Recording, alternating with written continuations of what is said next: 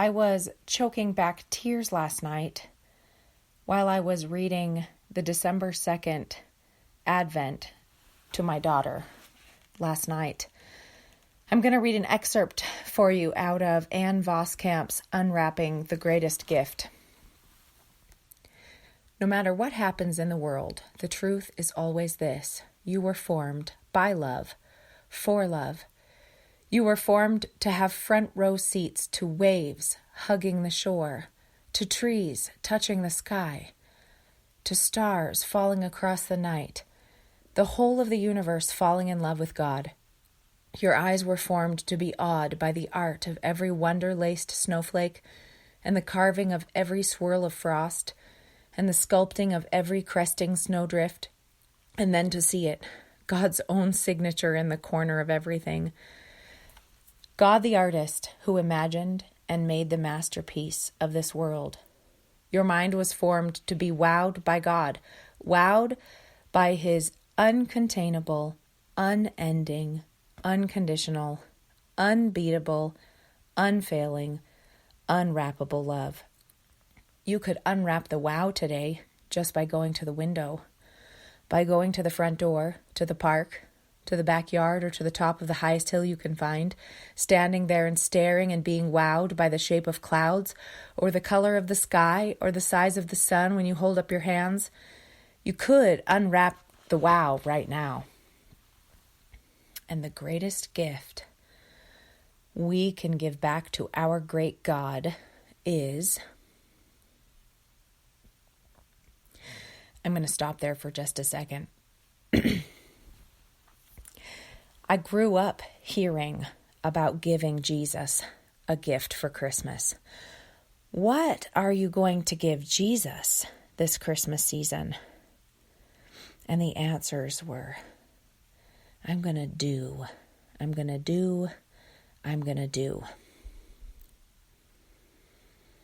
don't get me wrong, feeding and clothing and giving water to the least of these is doing it unto Jesus. But I was choked up last night when I read the rest of this sentence. The greatest gift we can give back to our great God is to let. What a word. The simplicity of the word let. The greatest gift we can give back to our great God is to let his love make us glad. And her last sentence says, the whole blue marble of the world spins happy right now with the gladness of his love. And then the first question to discuss is, what was special about the way God created humans?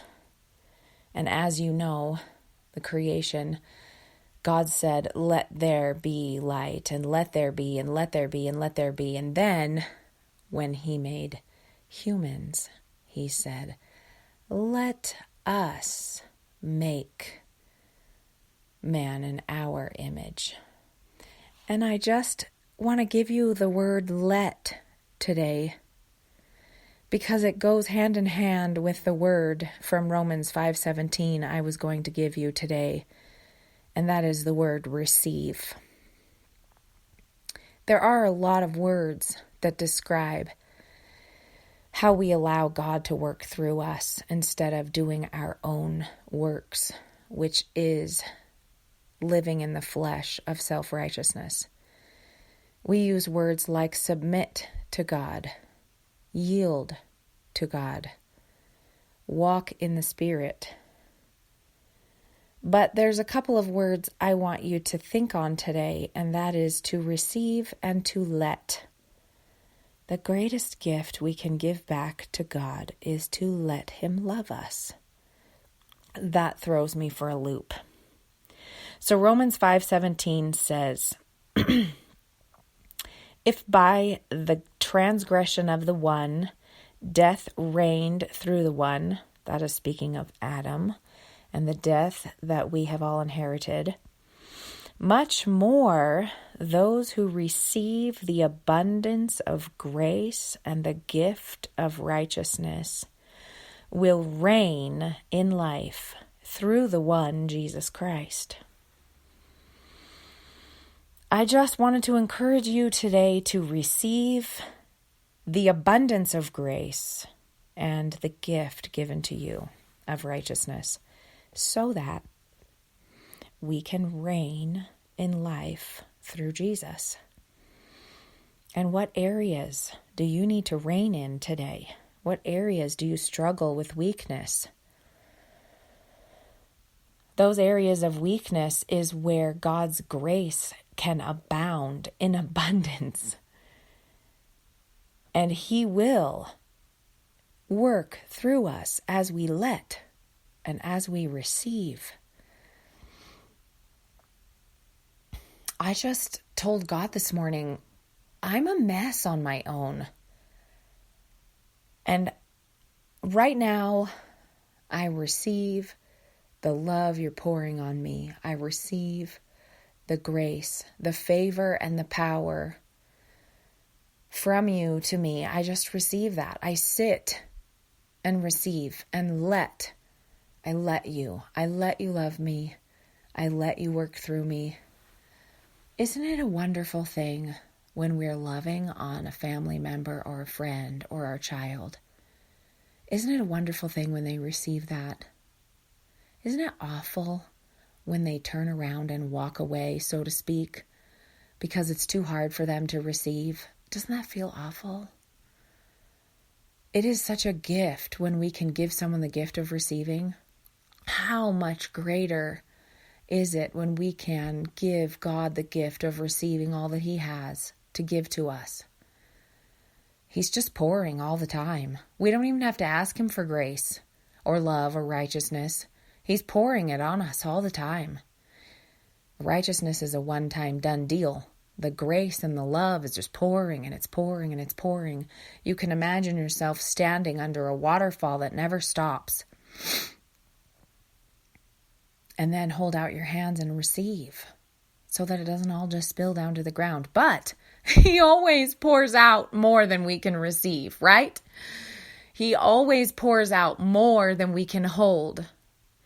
When you look at the fruit of the land, the fruit of the trees, the fruit of the vine, the fruit of the vegetables, whatever it happens to be, the wheat, the farmland, we plant seeds, right? One seed, one seed, one seed.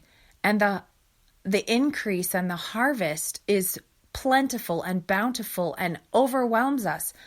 Many times it's more than we can gather. It's more than we can hold. We don't have enough to hold it. And that's how God pours His grace on us, His favor and power. He works in us and through us with His grace and His love. And then you know what? When we receive that and we let, it is an automatic result that we love others. But we're not loving others with our love. We're loving others with the abundance He's pouring through us that spills out onto the people that's around us. So the more we can receive and the more we can let, the more we have to give others, because it's not ours anyway, it's God's. He uses us and each other to love us and each other. He uses us to do it.